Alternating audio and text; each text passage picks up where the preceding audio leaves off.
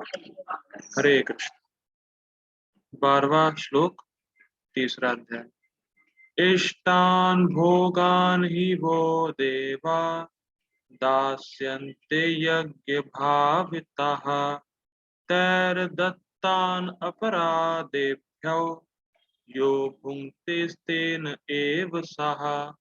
इष्टान् भोगान् हि वो देवा दास्यन्ते यज्ञभाविताः तैर्दत्तान् अपराधेभ्यो यो भुङ्क्तेस्तेन एव सः। ठीक है।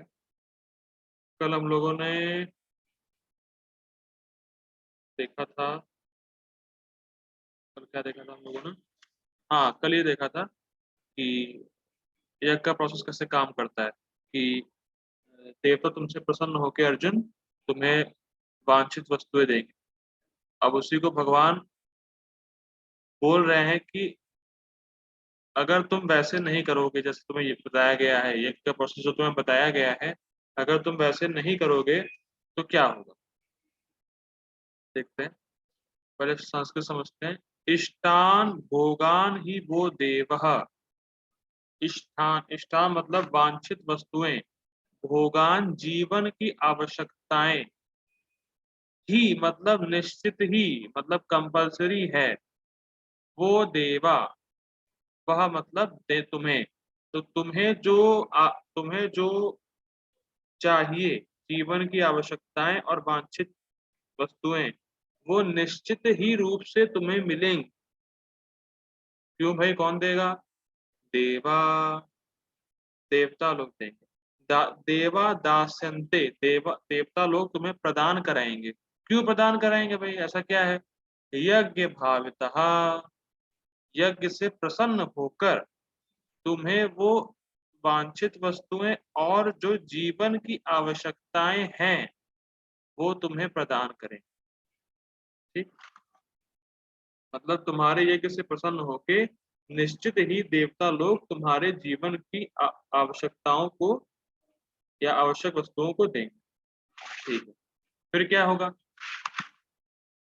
तैर दत्तान, तैर दत्तान मतलब उनके द्वारा प्रदत्त। देखते हैं वर्ड टू वर्ड। तैर दत्तान मतलब ता उनके द्वारा, दत्तान प्रदत्त वस्तुएं। तैर दत्तान मतलब देवताओं द्वारा प्रदत्त, देवताओं द्वारा दी गई हैं ये वस्तुएं तुम्हें। अपराधेभ्यो,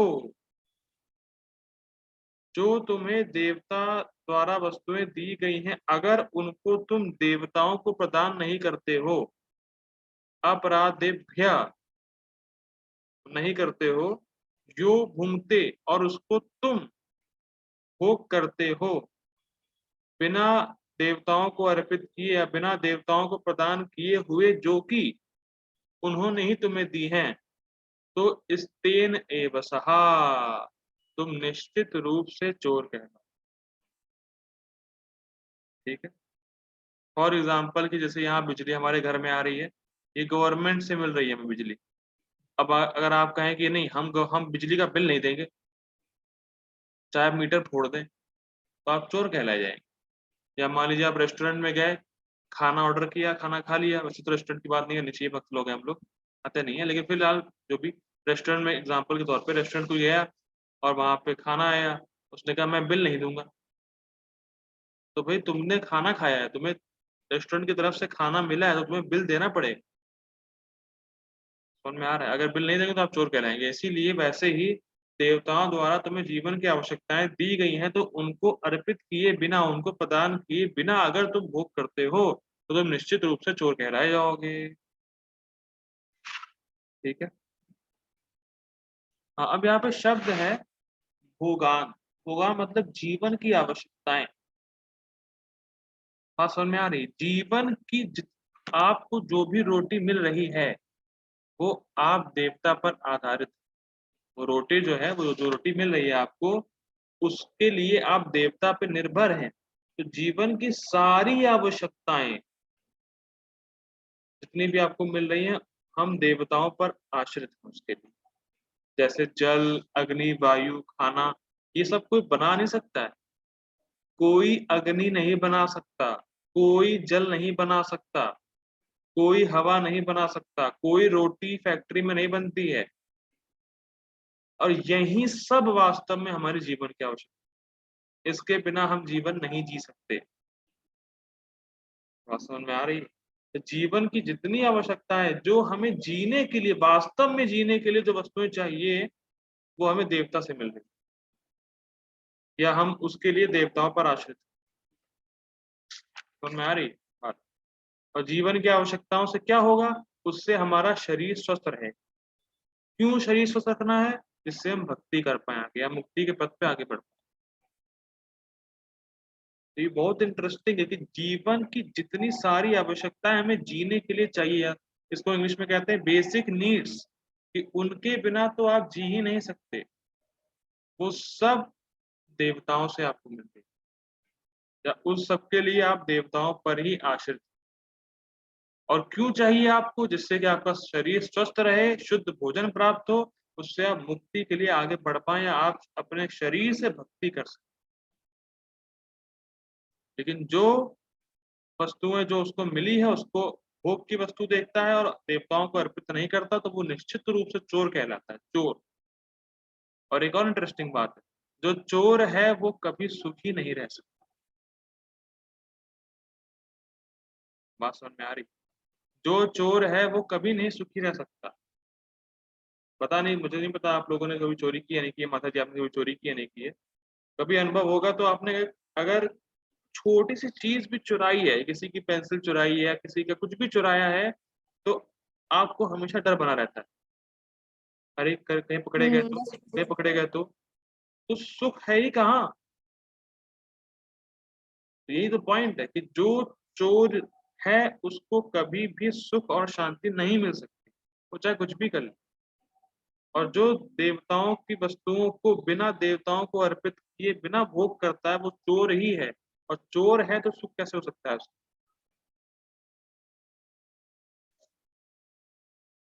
ठीक है ना? ये बहुत इंटरेस्टिंग पॉइंट। और चोरी कर भी रहा है, दंड मिलेगा, ये भी इंटरेस्टिंग है। तो जब दंड मिलेगा तो वैसे सुखी नहीं रहेगा। अब पढ़ते हैं ट्रांसलेशन। जीवन की विभिन्न आवश्यकताओं की पूर्ति करने वाले विभिन्न देवता यज्ञ संपन्न होने पर प्रसन्न होकर तुम्हारी सारी आवश्यकताओं की पूर्ति करेंगे। किंतु जो इन उपहारों को देवताओं को अर्पित किए बिना भोगता है, वह निश्चित रूप से चोर। देखिए, चोरी का मतलब क्या होता है? चोरी का मतलब है कि जिसकी वस्तु है उसको बिना पूछे भोग करना और उसको नहीं देना, ये चोरी है। समझ में आ रहा है? जिसकी वो वस्तु है उससे आप बिना पूछे भोग करें और उसको नहीं दें, वो चोरी। ठीक है ना? तो जब देवताओं द्वारा दी गई हैं आपको जीवन की आवश्यकताएं, तो आप उसको अपने भोग के लिए नहीं लेना चाहिए, क्योंकि वो आपको दी गई हैं जिससे आप उसको देवताओं को भी समर्पित करें, और जितना आपको जरूरत है उतना लेके भक्ति करें, या मुक्ति की तरफ आगे बढ़ें। अगर आप ये नहीं कर रहे हैं तो आप चोर कह रहे हैं, क्योंकि आप ले तो रहे हैं लेकिन दे नहीं रहे, और जिस चीज के लिए आपको दिया गया है वो चीज भी नहीं कर रहे हैं, तो ये भी चोरी। ठीक है, आगे आगे देखेंगे हम ट्रांसलेशन और परपोर्ट में। गीता भूषण टीका। इसी विषय को स्पष्ट करते हुए, कौन सा विषय? इसी विषय मतलब कि अगर हम कर्म कृष्ण के लिए करते हैं तो कर्म बंधन नहीं लगता है, जैसा हम लोगों ने देखा था, यज्ञ अर्थात कर्मणो अन्यत्र लोकोयम कर्म बंधना। तो ये विषय कि अगर हम अपना कर्म कृष्ण को समर्पित करते हैं, या अपनी एक्टिविटीज कृष्ण को समर्पित करते हैं, तो हमें कर्म बंधन नहीं लगता, और साथ में भौतिक आवश्यकताएं भी पूरी होती। ठीक। लेकिन अगर कोई कृष्ण के लिए कर्म नहीं करता है, या कृष्ण को समर्पित जीवन नहीं करता है, तो क्या दोष है, तो क्या नुकसान है, उसको भगवान यहाँ बता। कि अगर यज्ञ कर रहा है, कर्म कर रहा है, और देवताओं और कृष्ण को अर्पित नहीं कर रहा है, तो क्या गड़बड़ होने वाली है, उस बात को भगवान श्लोक में बता। समझ में आ रही लिंक? ठीक है। तो इसी विषय को स्पष्ट करते हुए भगवान अब कर्मों के अनुष्ठान के दोष को दिखा रहे हैं। मतलब जो कर्मों का तुम अनुष्ठान, जो यज्ञ का अनुष्ठान तो तुम कर रहे हो, अगर तुम कृष्ण और देवताओं को अर्पित नहीं कर रहे हो तो क्या दोष है, तुम निश्चित रूप से चोर कहलाओगे, उसको दिखाया। ठीक, क्लियर हो रहा हो? पूर्व, आगे पढ़ते हैं। पूर्व सृष्ट देवता जो मेरे अंग है, मतलब कृष्ण कह रहे हैं कि जो देवता है वो मेरे अंग है। पूर्व सृष्ट मतलब क्रिएशन की स्टार्टिंग से ही देवता है। ठीक, वे तुमको अधिकाधिक इच्छित वस्तुएं देंगे जो यज्ञ के संपादन के ऊपर निर्भर करेगी। ठीक है, बड़ा इंटरेस्टिंग है। पता नहीं, मुझे पता नहीं, किसी को पता नहीं कि जो इंडोनेशिया में बाली, बाली एक जगह है तो बड़ी फेमस है। तो बाली में आज भी देवताओं की पूजा अच्छे से होती है। सूर्य देव को नमस्कार किया जाता है, उनकी पूजा होती है और वो कंपलसरी है वहां के लोगों को। बड़ा इंटरेस्टिंग है। और वहां पे सब कुछ नेचुरल है, वहां पे कोई फैक्ट्री नहीं है। वहां जो भी आपको खाने को मिलता है वो सब जमीन से उगाया होता है, चाहे फल हो चाहे क्या कहते हैं सब्जियां हो। बाली, आप सर्च कर सकते हैं नेट पे, बाली पूरा नेचुरल एनवायरनमेंट रहता है वहां पे। तो वो सब क्यों, क्योंकि वहां पे देवताओं की पूजा हो रही है। और जब देवता खुश होते हैं तो खूब जो जीवन की आवश्यकता है अधिकाधिक प्रचुर मात्रा में देते हैं। अच्छी खेती होती है, अच्छी फसल होती है, टाइम पे वर्षा होती है, टाइम पे रेन होती है, सब जितने भी वस्तुएं चाहिए आपको जीवन की आवश्यकता है, जो बेसिक नीड्स हैं वो पूरी होंगी होंगी, उसकी कोई कमी नहीं होगी और शुद्ध भोजन मिलेगा। ये और इंटरेस्ट। तो बाली में आप सर्च कर सकते हैं नेट पे, बाली में पूरा नेचुरल एनवायरनमेंट है और वहां पे हर कोई आज भी देवताओं की पूजा करता है। फिलहाल उनको ये नहीं पता कृष्ण भगवान है, फिलहाल वो अलग बात है, लेकिन देवताओं की पूजा करता है और उनको अर्पित करता है। इसीलिए वो जगह, उस जगह में कोई भी फैक्ट्री नहीं है और उस जगह में जो भी मिलता है सब ऑर्गेनिक मिलता है, सब शुद्ध भोजन मिलता है। तो फिलहाल बेसिकली पॉइंट क्या है, अगर कोई यज्ञ करेगा तो देवताओं का आशीर्वाद उसको प्राप्त होगा और जीवन की आवश्यकता उसकी पूरी होगी। ये बात होगी, निर्भर करेगी और मुक्ति प्राप्त करने के लिए भी उपयोगी होगी। इष्टान भोगान, इष्टान भोगान को समझते हैं। इष्ट मतलब इच्छित। तो अगर कोई मुक्त होना चाहता है तो मुक्ति के लिए आपको कान चाहिए, जीभ चाहिए, हाथ चाहिए, आंख चाहिए, चाहिए कि नहीं चाहिए माता जी?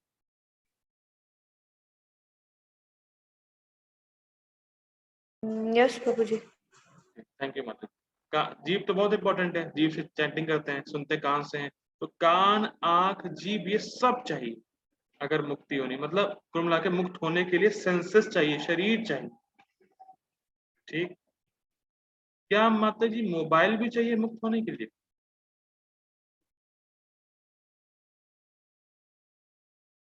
प्रभु जी अगर किसी को एसोसिएशन नहीं मिल रहा है डायरेक्ट तो नहीं, वो वो ऑनलाइन। वो ठीक है माता जी, मैं कह रहा हूँ मोबाइल ही चाहिए क्या, ऐसा है? नहीं नहीं नहीं नहीं वैसे तो नहीं। वो ऑप्शनल है, लेकिन शरीर ही चाहिए। यस शरीर नहीं होगा तो फिर कुछ काम ही नहीं बनेगा। शरीर तो चाहिए चाहिए, वो तो बिल्कुल मेन है। तो इसीलिए जी। जो सेंसेस है बहुत बहुत जरूरी है, उसके बिना तो काम नहीं चलेगा। अगर सेंसेस ही नहीं होंगे तो आप मोबाइल से करेंगे क्या? ये भी इंटरेस्टिंग है। तो जो भी कोई साइंटिस्ट है वो आज तक कोई हाथ, आंख, जीभ, कान नहीं बना पाया। माता जी आप किसी साइंटिस्ट को जानती है जिसने हाथ बनाया हो, जिसने जीभ बनाई हो? कोई साइंटिस्ट, एनीवन यू नो? नहीं ओके, और बना भी नहीं नहीं। पाएगा। ये भी इंटरेस्टिंग है।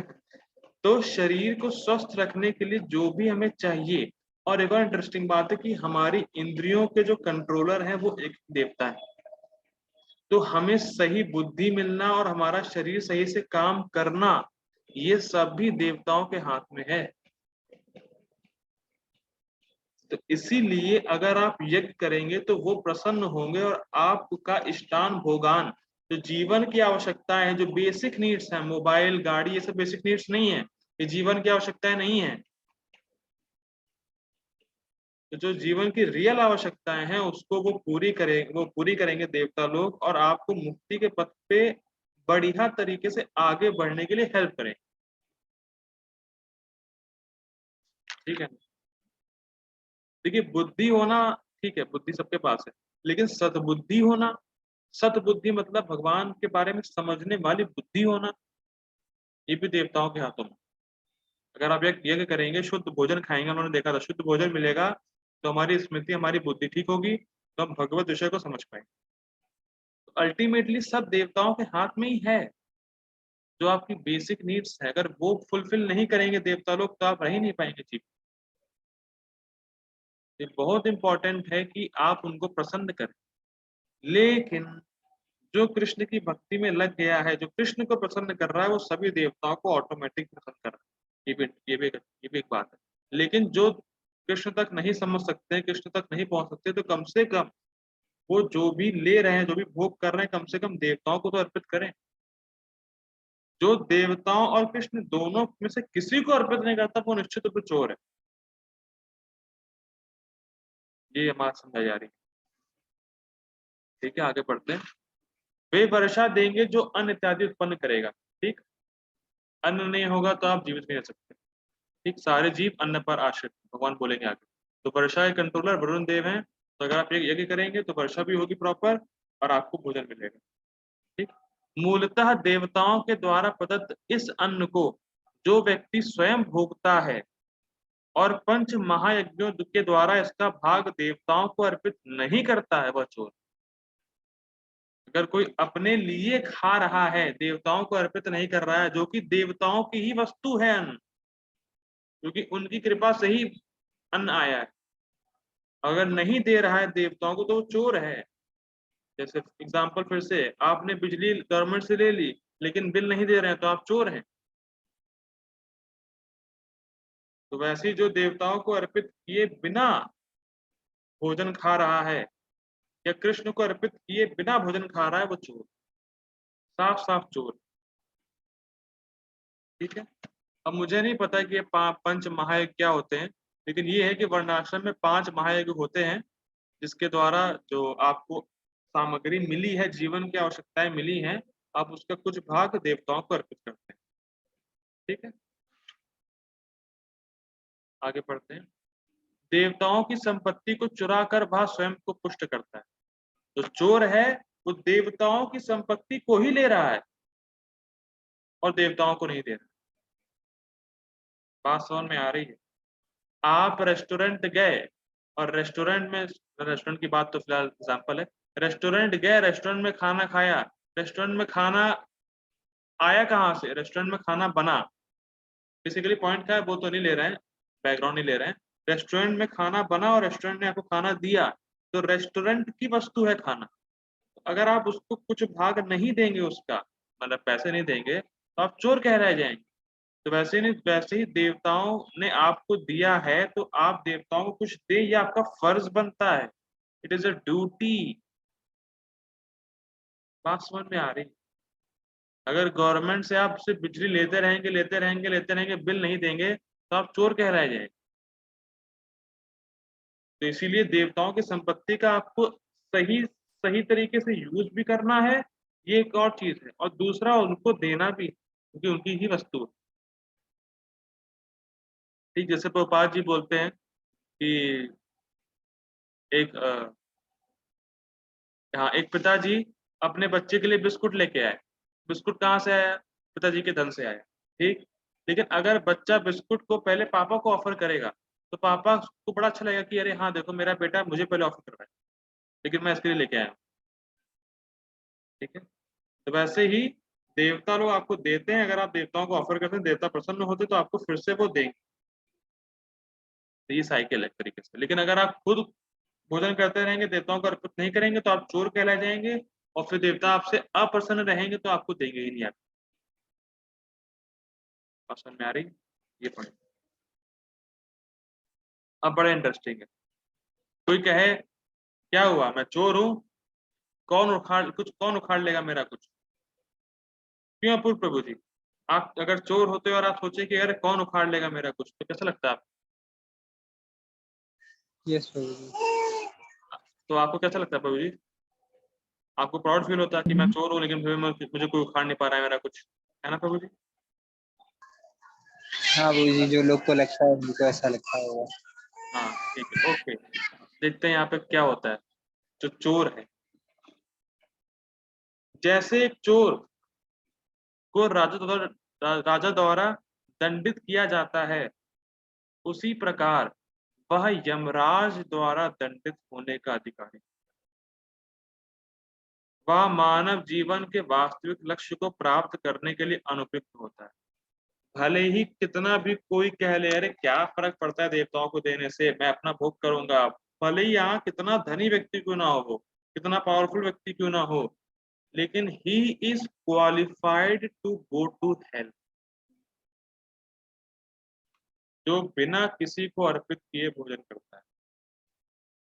अब मुझे नहीं पता कि आप लोगों में से चोर कौन है, लेकिन यमराज सब नोट कर समझ में आ रही। He is qualified, he is eligible to go to help. बात बहुत सिंपल सी है कि अरे क्या हो रहा है, क्या फर्क पड़ रहा है, लेकिन आप उससे नर्क जाने के अधिकारी अधिकारी हैं। यू आर कह सकते हो उसको क्वालिफाइड हैं। बात बड़ी सिंपल सी लग रही होगी कि अरे क्या फर्क पड़ता है, सब वर्षा से बस आ रहा है, अन्न आ रहा है, खाओ खाओ मजे करो, अर्पित करने से क्या फर्क पड़ता है। लेकिन कितना इंटरेस्टिंग है, अर्पित नहीं करेंगे तो नर्क जा रहे हैं, और अर्पित करना कितना आसान है, लोग ये नहीं देखते। भाई करना ही क्या है, आपके घर में खाना तो बनता ही है, बस बने, तुलसी पत्र डाले, भगवान को ऑफर कर दें, बस इतना सा ही करना है। और इतना से नहीं करने से आप नर्क जा रहे हैं। बात बहुत गंभीर और बहुत सिंपल है। भाई घर में किसके खाना नहीं बनता है? माता जी आपके घर में खाना बनता है कि नहीं बनता है? यस प्रभु जी, बनता है। तो ऑफर करने में क्या प्रॉब्लम है? ऑफर करने में कितना समय लगता है, बस 5 मिनट लगेगा, और उससे आप नर्क जाने से बच जाएंगे। और अगर नहीं ऑफर कर रहे हैं तो आप यमराज द्वारा दंड दिए जाएंगे, डंडे पड़े डंडे। तब बात समझ में आएगी अरे हाँ यार, गीता क्लास में बताया गया था ऑफर करना है, लेकिन मैंने सुना नहीं, ध्यान नहीं दिया। डंडे पड़ेंगे डंडे। बहुत गंभीर बात है, और इसका सिर्फ रीजन क्या है? Illiteracy of Krishna conscious. Krishna conscious का ज्ञान नहीं है, बस यही कमी है। बहुत गंभीर बात है। जो प्रसादम नहीं खा रहा है, जो भाई किसी को ऑफर नहीं कर रहा है, कम से कम कृष्ण तक नहीं पहुंच पाए, देवता को ऑफर कर दो भाई मेरे। जो किसी को ऑफर नहीं कर रहा है, बाहर बाहर कोई खा रहा है, अगर कोई ठेले पे खड़े होकर फास्ट फूड अपनी जीभ की सुन रहा है, तो वो जीभ ही उसको नरक ले जाने वाली, नरक। और खूब डंडे पड़ेंगे हमराज। भले यहाँ कितना कहे अरे क्या फर्क पड़ता है, मैं इतना अमीर हूँ, मैं इतना ये हूँ, मैं इतना वो हूँ, मुझे कोई फर्क नहीं पड़ता, डंडे पड़े। समझ में आ रही है बात? और हर एक एक चीज नोट हो रही है आपकी यमराज के पास, हर एक एक चीज, कब कहाँ क्या खाया था। वहां जाएंगे, हाँ मैंने तो कुछ किया ही नहीं, मैंने तो कुछ किया ही नहीं, अब माफ कर दो, अब माफ कर दो, और डंडे पड़ेंगे। ये पाप करते समय तो याद नहीं आया यमराज का, अब तुम्हें बाधा आ रही है कि माफ कर दो, माफ करो, और डंडे पड़ेंगे। हर एक एक चीज नोट होगी। आपको याद हो चाहे नहीं हो, मैंने क्या कब क्या और कहाँ क्या खाया था, बिना भोग लगाए भगवान, लेकिन यमराज जी को सब पता रहता है। तो ये बहुत ही गंभीर बात है कि हमें कम से कम ऑफर तो करना चाहिए भाई। कृष्ण को नहीं करो, कम से कम देवताओं को ऑफर करो, लेकिन ऑफर करो क्योंकि उनकी ही वस्तु है वो। आपने कुछ नहीं किया, आपने फैक्ट्री में रोटी नहीं बनाई है, आपने फैक्ट्री में ग्रेन्स नहीं बनाए हैं, आपने फैक्ट्री में चावल नहीं बनाया है, सब उनकी कृपा से आया है, तो कम से कम उनको ऑफर करना फर्ज बनता है। It is your duty. अगर आप नहीं करेंगे तो चोर कहलाएंगे और डंडे पड़ेंगे आपके पास, डंडे।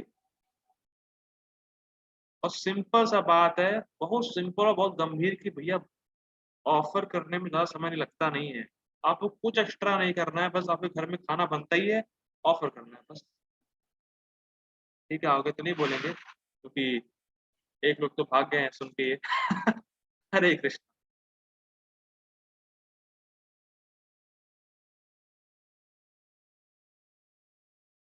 ओके, पर्पण हम लोग कर लेंगे।